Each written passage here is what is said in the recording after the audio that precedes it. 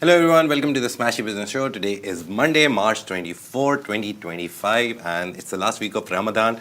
My name is Abdul Majid Awan. And I'm Warid Ahmed, and for today's headlines, they're really exciting, they're really good. So firstly, the UAE has pledged $1.4 trillion in investments in the US over the next 10 years, and it might have something to do with His Highness Sheikh Tahnoon's Washington tour. Secondly, the Dubai viral chocolate founder, our favorite sweetheart, Sara Hamouda, has met His Highness Sheikh Mohammed. And finally, more people are buying more luxurious watches in Dubai. Yeah, so also stay with us till the end of the show to know what disruptive innovation is and how Anghami used it. So let's start with the very first story of our day. It's a very big thing that happened over the weekend. UAE has committed to investing $1.4 trillion in the United States, in America, over the next decade, the next 10 years. The announcement follows a meeting between President Donald Trump and His Highness Sheikh Tahnoon bin Zayed Al Nahyan, the UAE's national security advisor.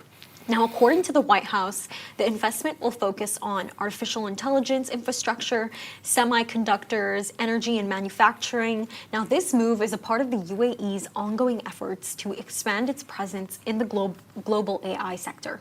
And the investment announcement comes as AI chipmaker Nvidia and Elon Musk's XAI join Abu Dhabi's MGX, Microsoft, and BlackRock in the AI infrastructure partnership. MGX is a key player in the UAE's tech ambitions and AI ambitions as well. It had previously unveiled a $100 billion AI infrastructure plan. Now, one of the few entirely new projects within its investment framework is Emirates Global Aluminium's plan to build the first new aluminium smelter in the U.S. in 35 years. Now, the White House says this facility will nearly double U.S. domestic aluminium production.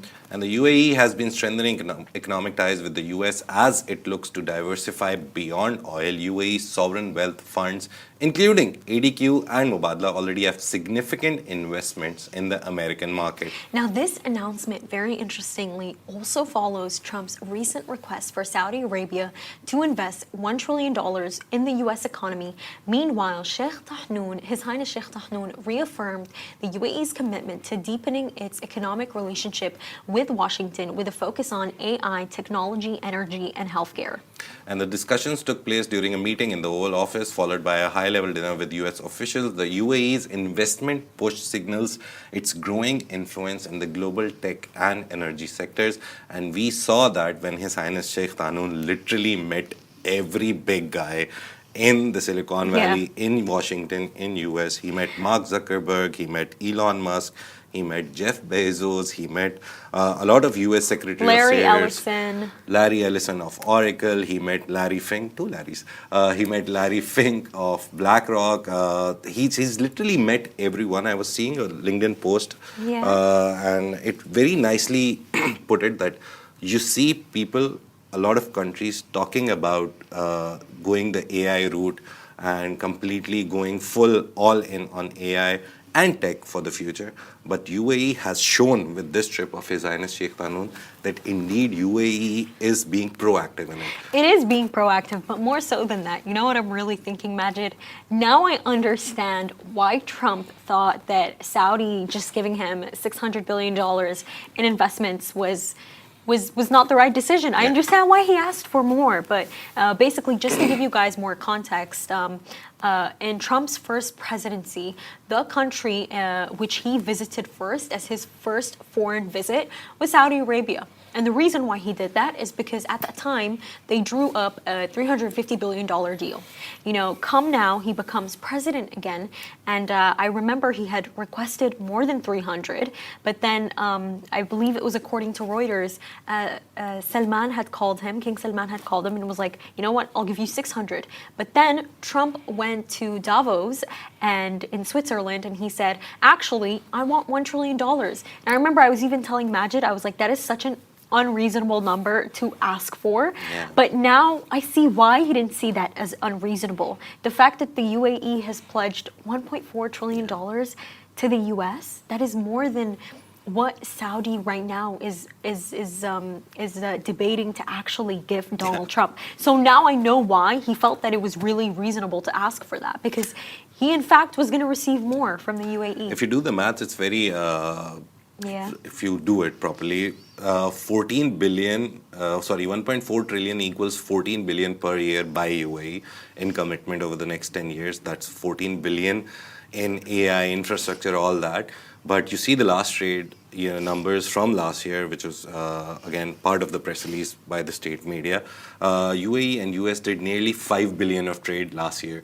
So they will have to astronomically increase their trade with the US. So if they've done 5 billion, nearly 5 billion, it was 4 point something, so nearly 5 billion. So imagine they have to increase it at least 9 billion more. And I think NVIDIA chips, when they buy it, maybe a big part of it, for like 2-3 billion, they'll buy the NVIDIA chips only. But it's a big number that the UAE has committed. And it's not like set in stone that they have to spend 14 billion per year only. They can do 20 billion one year and 13 billion one year. They can mix it up. But over 10 years, they'll invest 1.4 trillion. Even with Saudi, I think that's the main idea, that everyone thinks that Donald Trump, the US president, wants 1 trillion over 4 years, over his term period. But I think even if Saudi Arabia commits to that number, that $1 trillion number, they will do it over a big, longer period, not over 4 years. Within 4 years, it's impossible. Because again, we did a story about Saudi and US trade also. It was 3.7 billion in the last year. So if they've done 3.7 with 1 trillion in mind, you'll have to do nearly 25 billion per year in Trump's time. That is impossible because already they're doing 3.3 only. So increasing it to 25 per year is nearly impossible. And that's the whole case scenario. UAE has set a very good template for the Saudi Arabia to follow. They do commit them money, but don't commit it on a short period, commit it over a longer period. So let's see what happens. It can actually realistically be done. Yeah. But Majid, when I'm taking a look at this, I think what's so interesting is that within the short time that His Highness Sheikh Tahnoon has been in Washington, there's so much that has occurred. So during his stay there, the first one that we heard about is essentially Microsoft and Core 42 and Abu Dhabi's government. They basically teamed up because by 2026, they're trying to make Abu Dhabi's government an AI native government. Then secondly, something else that we heard about, it's Musk's XAI, joining in with the UAE's MGX, BlackRock, and Microsoft in this like $30 billion AI fund. Yeah. And then now we're seeing this $1.4 trillion investment from the UAE. Previously we've seen Hussein Sajwani's founder of the Damak Group's $20 billion investment into data centers in the US. And it's like what I'm seeing is that there's this big growing trend of these Middle Eastern investors investing into the US, but honestly, what I really like is they invest into it, but they don't move there. Yeah. Have you noticed that? They invest there, but they don't go move there. They don't go live there. So I find that really interesting. Just that with Trump, a business person on top of the government, they think that investments will reap rewards. And that's I guess, the basic core idea that a businessman is at the helm of the superpower of the world. Kind of, we're like in a unipolar world. A lot of critics disagree with it. They think that it's not a unipolar world, it's a tripolar world now, with China and Russia and other players coming in. But again, I think it's a good move that they're investing in something which will reap rewards eventually. Right now, the markets are down. Everything is down because of Trump's policies and tariffs. But again, people are hopeful. Trump is hopeful. Even Elon Musk, their Tesla shares lost nearly 50% of their value. And Elon Musk is telling people, don't sell it, don't worry, it will go up. So yeah, a lot is happening in this domain in US and how it's affecting the whole global economy, especially the Middle East. We'll keep you updated on it. And now let's move to a sweeter story. Dubai's fixed dessert chocolatier, founded by British-Egyptian entrepreneur Sara Hamouda, is making waves with its high-profile engagements and exclusive collabs. And she met someone. Yeah, so in a recent social media post by the fixed dessert chocolatier Instagram, Sara Hamouda, British-Egyptian expat, has actually met His Highness Sheikh Mohammed bin Rashid Al Maktoum. Now, she actually described the moment as inspiring and expressed gratitude for his leadership in shaping Dubai into a global hub for innovation. And Fix Desert Chocolatier emphasized the support that they've received from the Dubai community, calling it the driving force behind their success. The meeting reinforced their commitment to pushing boundaries and continuing to innovate. Earlier, Sara Hamouda and her husband also met His Highness Sheikh Hamdan bin Mohammed bin Rashid Al Maktoum, the Crown Prince of Dubai. Now, this meeting followed a special collaboration with Sheikh Hamdan, an exclusive chocolate flavor called Emirati Halwa. And the limited edition flavor inspired by traditional Emirati desserts, word told me about halawa, that it's a very traditional dessert, was unveiled by Sheikh Hamdan on Instagram in 2024. And since then, they hadn't met, but finally at World Government Summit, they got a chance to pose together and meet each other. And I remember she told Monify in the interview that the very first thing he said was, "What have you done to the world?" Yeah. And then the creation that she made, especially for his Hamdan, is a fusion of heritage and modern chocolate artistry, to be honest. And it represents Dubai's blend of tradition and innovation. But Sara Hamouda later clarified that it was only made for His Highness Sheikh Hamdan, that specific flavor of fixed dessert, and was not available to order, because I think if it was available to order, I think it'll sell out in minutes. Probably. Yeah. Now, meanwhile, Sara Hamouda has also spoken out about challenges her brand is facing. Now, in an interview with Monify, she actually revealed that Fixed Dessert Chocolatier has encountered over 200 instances of product imitation, despite securing trademarks locally and internationally. However, Majid, she did also mention that although they did trademark Fix in, the biggest, most iconic countries, they didn't trademark it everywhere. I think that's nearly impossible. It's really difficult. It's going to cost them a lot of money, so I think they'll do it where it's feasible, one, monetarily, and two, legally as well. So let's see. In the morning, Richard sent a very interesting news. Lidl's cheap version of viral Dubai chocolate sells out in just 84 minutes. So the budget retailer, they made a copy of the viral Dubai chocolate, that is Fix, and sold out in 84 minutes. That's 1 hour, 24 minutes, nearly 1.5 hours, completely sold out. So you can see the demand for Fix, and the brand's appetite has attracted imitators. We know this, but it still remains a leader in Dubai's dessert scene, and it's kind of like a journey of this city. We always talk about it, that how they represent Dubai. They don't represent a chocolate brand, they represent Dubai, which is famous for innovation, not only in chocolate making, but in businesses as well. You see every type of person, every kind of businessman coming to this city and overall coming to the UAE and setting up businesses now. And I remember recently we talked about one of the reports that nearly 50% of the global tech companies have their headquarters in Dubai now, because they want to work in this region, and Dubai for them is like the middle of it. But obviously they're expanding to Abu Dhabi now as well, and some of them have already gone to Riyadh. Because But Majid, you know how you said that, like, you see the chocolate is like a symbol of the Dubai's greatness. Yeah. For me, it's not just Dubai, but to be honest with you, it's the Middle East in itself. Because if you take a look at the Dubai viral chocolate, its main flavor, it's kunafa.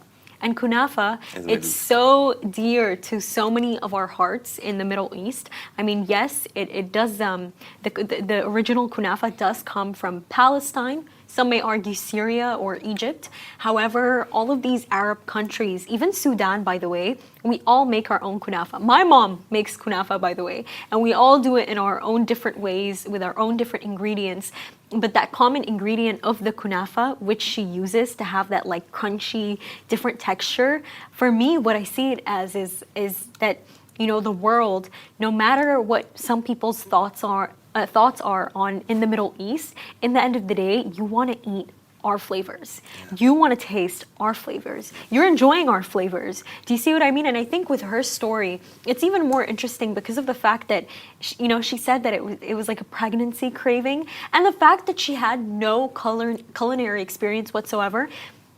I remember I even heard this with Hind Al Mulla, the founder of Home Bakery, and she said that she like was not the best cook. She only knew how to make a creme brulee Yeah. and nothing else. So I think her story it really is a testament to so much hope and you know that a lot of people you can build something out of nothing if you have a specific niche and you really love it. That's what I've noticed, by the way. You need to have a specific niche. Like you can't just make something and branch out. Like it can't just be like cupcakes and cookies and chocolates. And I think it's with any store. I like how for her she just focused on one thing. Because it's very easy for her to become like a chocolate confectionery company that makes like a bunch of things like Candylicious. But for her, the focus was chocolate. And I think that definitely did trigger the success there. What do you think? Yeah. I think talking about niches, we'll move on to the next story because this very nicely connects. Thanks for the segue, word. We're talking about luxury watches. It was a very interesting report done by Bloomberg. So Dubai's luxury watch market is booming, with buyers snapping up ultra high-end timepieces despite a global slowdown in the industry. So this is very interesting. Now, independent Swiss watchmaker MB&F, which once struggled to sell in the region, saw a dramatic surge in demand last year. According to Bloomberg, now the brand sold 46 watches in the Middle East, some priced as high as $240,000. Now, at one point, their Dubai Mall boutique had just one watch left on display. While Switch watch experts declined by over 2% globally in 2024, shipments to the Middle East surged by 53%, according to the Federation of the Switch watch industry. So the Gulf's tax-free income, economic stability, and influx of wealthy expatriates have fueled this trend. I remember last year, 2024, this number, 6,700, was all the hype. Everyone was talking about it. I was at a iftar last Saturday and 3 people said, oh, 6,700 expats, high net worth individuals, millionaires coming to Dubai. It's still the trend everyone is talking about. And I think those guys coming here are buying these watches. Now, prominent Emirati businessman Mashal Kanu is a key example of the region's thriving luxury market. Now, an extremely passionate collector, Kanu owns watches from brands like Breguet, Vacheron, Constantine, and MB&F, acquiring them purely for their craftsmanship rather than investment value. And luxury watches are also making their mark in Dubai's financial district, where professionals from bankers to junior consultants see timepieces as status symbols. Many aspire to own watches like the $7,050 Cartier Santos. Now, despite challenges in the global market, watchmakers are tailoring their offerings to the Gulf. Now, Jacob & Co. launched a $280,000 oil pump watch inspired by the region's energy wealth. I wonder how that looks. While Oris and Breitling have released exclusive Middle East editions. And luxury real estate developers are also capitalizing on this trend. Bengati, in collaboration with Jacob & Co., has seen strong demands for its branded residences. It's a very nice connection between luxury watches and the luxury branded residences that Bengati sells. And with the region's appetite for high-end timepieces growing, Dubai's luxury watch frenzy shows no signs of slowing down. Would you buy a $240,000 watch? Ooh, this is interesting. Right now, I'm saying no. Right now, I think it's a waste of money because I truly believe in not living beyond your means. Live with what you have. However, if you had the money, there is this watch that I've seen in Majid. I just completely forgot its name.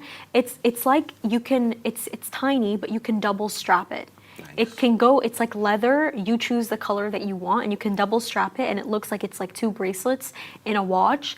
And I believe the cost was about like 40,000 dirhams.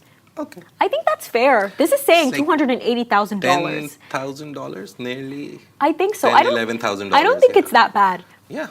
I don't think it's that horrible. for a good watch, I think I would pay if I had the means, obviously. But I think it's more of an investment as well because as time goes by, some of the limited edition watches, which people like, obviously people have crazy ideas about what they like and what they don't like.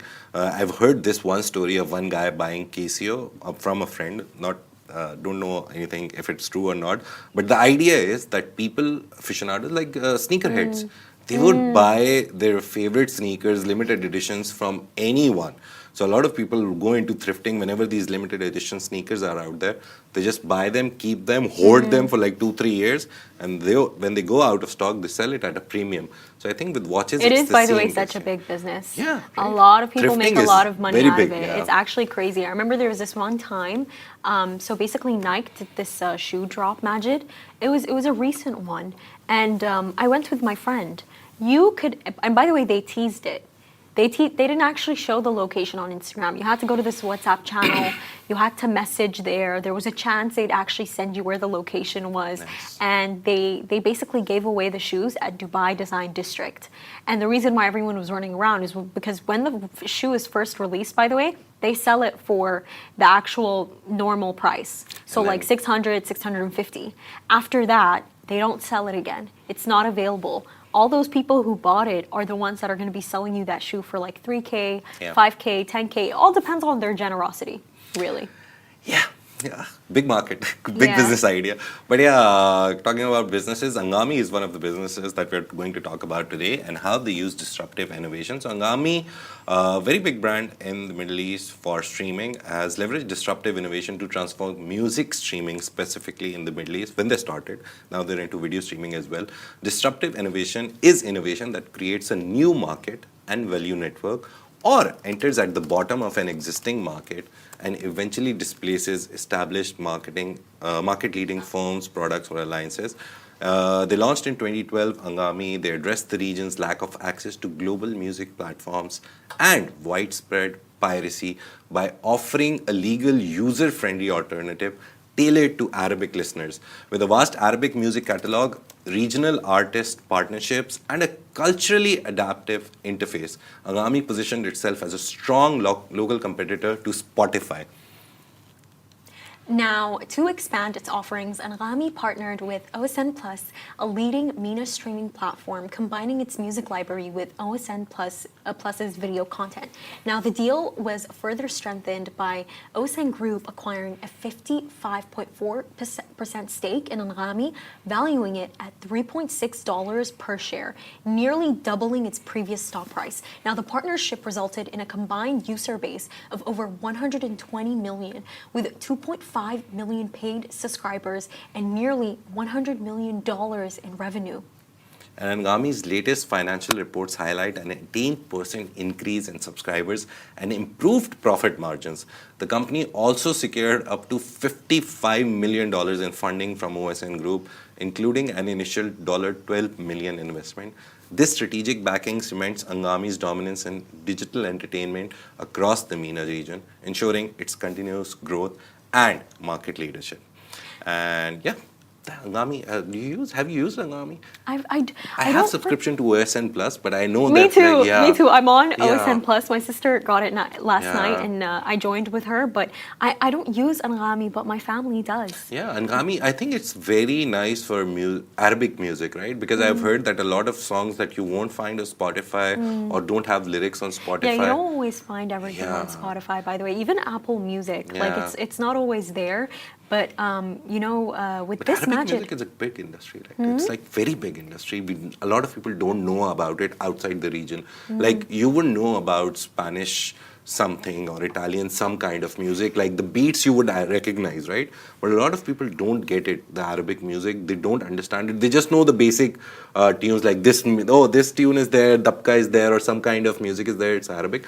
But No. Arabic music is very vast. I think Arabic music is rising, by the way. Yeah. It really is, and I think, to be honest with you, Majid, I would link this to the rise of TikTok. I would really link Yeah. this to the rise of TikTok. I feel like what TikTok has done in a way, and I don't know if this is a blessing or a curse, it's homogenized all of our music taste. Because we're all on the same For You pages. We all listen to the same Yeah. trending sounds, so we all pick up on it. So for me, it was really interesting when I saw people who weren't Arab listening to Shireen, Fairuz from Lebanon, and Abdel Majid, and I think TikTok has done that. I think Yeah. TikTok has really contributed to Yeah, that. because I think short form videos go with music. If you don't have music, I don't think short form It's videos just work. satisfying to the ear, by the Yeah. way. It's so satisfying because TikTok always brings the best part of the song to you. Yeah. So that's it for today's Smashy Business Show. If you enjoyed the show, make sure to follow us on all social media platforms. You'll find us as Smashy Business everywhere. And don't forget, we also have a daily business newsletter packed with the latest news and trends and deep dives. You can subscribe to it using the link in the description. And the Smashy Business Show is a Smashy Business production, part of the Augustus Media Podcast Network. We're proud to have 1.5 million monthly listeners across all platforms. And if you're one of them, a huge thank you for being part of our journey. See you tomorrow. Take care. Bye-bye.